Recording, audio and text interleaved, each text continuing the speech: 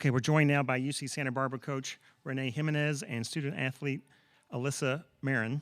We will start by asking Coach for an opening statement and then open the floor to questions. We ask media to please raise your hand and identify yourself and your media outlet before asking your question.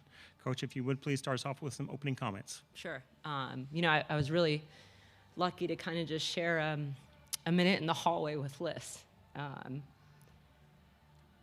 Because she has such an incredible story to tell. You know, I told all the seniors that I've inherited a lot of first years, but no group has made it so enjoyable and easy as our 6 seniors.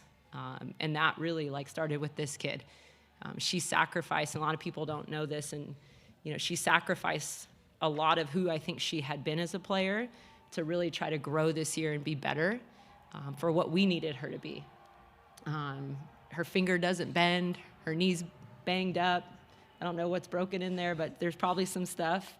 And I just think she's going to have one of the most unique stories to tell coming out of UC Santa Barbara. And I told her in the hallway, regardless of the wins and losses of her career, she gets to go down as kind of one of the Gaucho greats.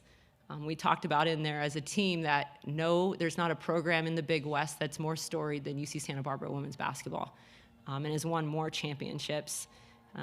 And they're always going to be a part of that, regardless of whether they're on our team or not. It's not going to feel different for them when we do win our first championship.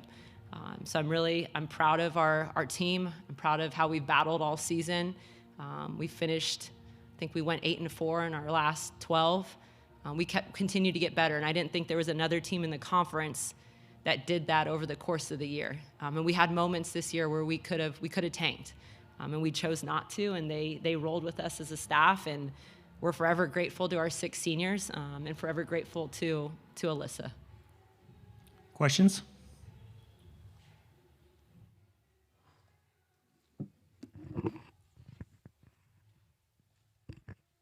Matt Kietrunger at KCSB Sports. Coach, hello.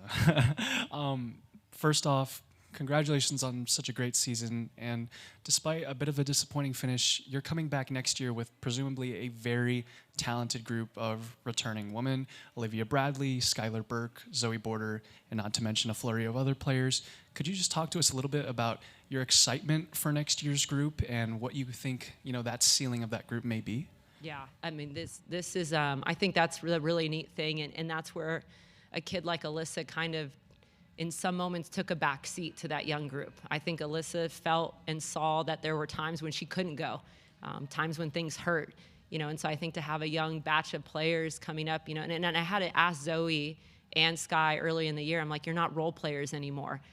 You're the guys, and so they kind of stepped into that role, especially Skylar, offensively, defensively, and kind of took that over and kind of went side by side with Alyssa and kind of were her running mates in our, in our guard spots.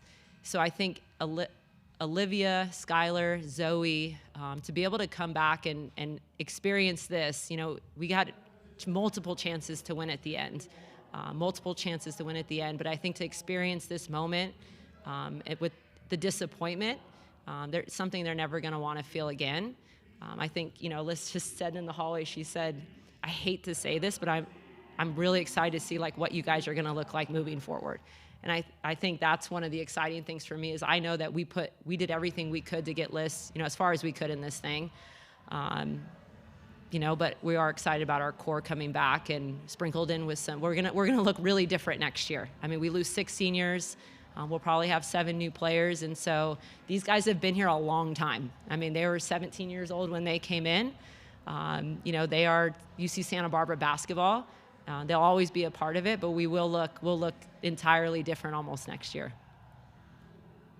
Hey, Coach, Derek Clark, KCSB Sports.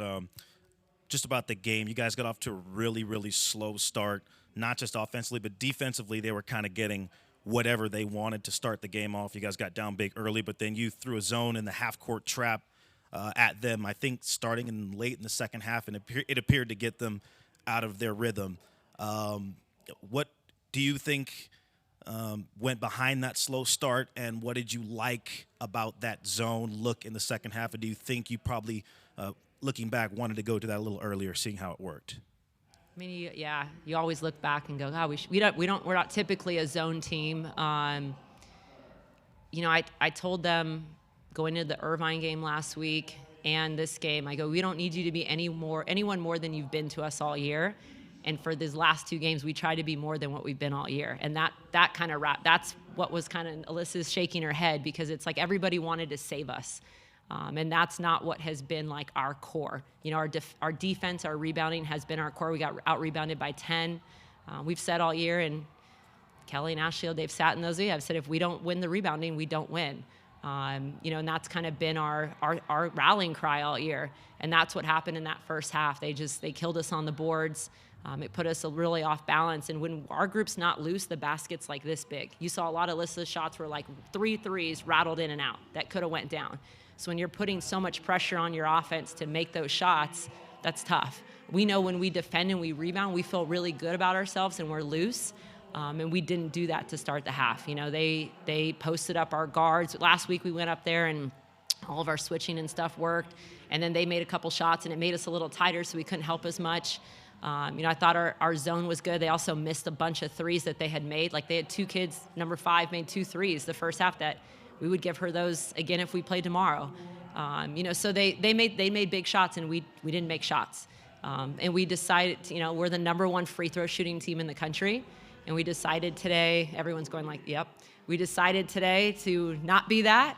And that's just the moment, right? That's the moment. You got to be able to step up there and take a deep breath and knock free throws down. I mean, we missed 10 free throws, and that's just very uncharacteristic of our team.